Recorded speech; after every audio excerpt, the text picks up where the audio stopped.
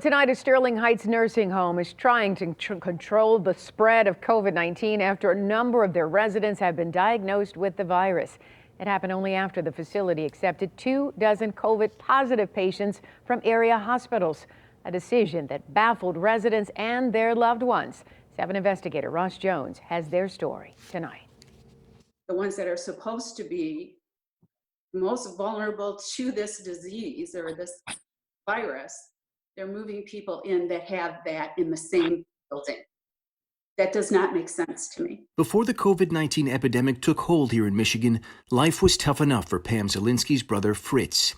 At 61, he suffers from cerebral palsy and can no longer care for himself.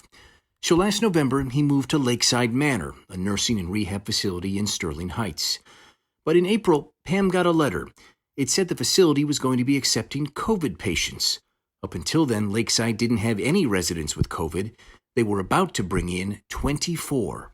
Why would you move people in that already had the virus when our facility, as far as I know, is a pretty clean facility and they didn't have any people with the virus? The decision followed an executive order by the governor outlining rules for treating COVID patients at long-term care facilities after they were discharged from hospitals.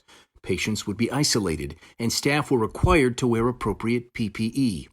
At Lakeside Manor, the virus still spread. 2 weeks later, almost to the day, his roommate came down with the virus. And then, just a couple of days after that, Fritz learned he had COVID too. In total, 9 residents of Lakeside would test positive for the virus after the COVID patients were brought in. I'm still having a lot of trouble breathing. I have a stomach ache and I have aches and pains and stuff, but I'm just trying to hang in there. By phone today, a representative for Pioneer Health, the parent company of Lakeside Manor, said they took proper precautions for accepting COVID patients and followed CDC guidelines. They've tested every resident at Lakeside, whether they showed symptoms or not, and say 10 COVID residents have since been discharged, either to another facility or their own home.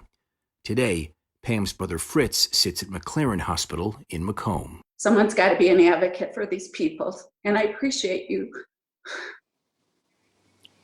giving us the time to explain that.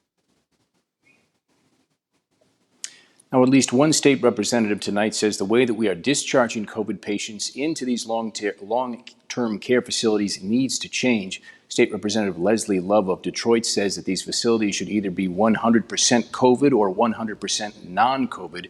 There should not be any intermingling between the two because even when precautions are taken, as this story has shown us, infections can still spread. She is in conversations with the Department of Health and Human Services trying to find what she believes to be a solution. We're live in Detroit tonight. I'm Ross Jones, 7 Action News. Pain for a lot of families, Ross. Thank you.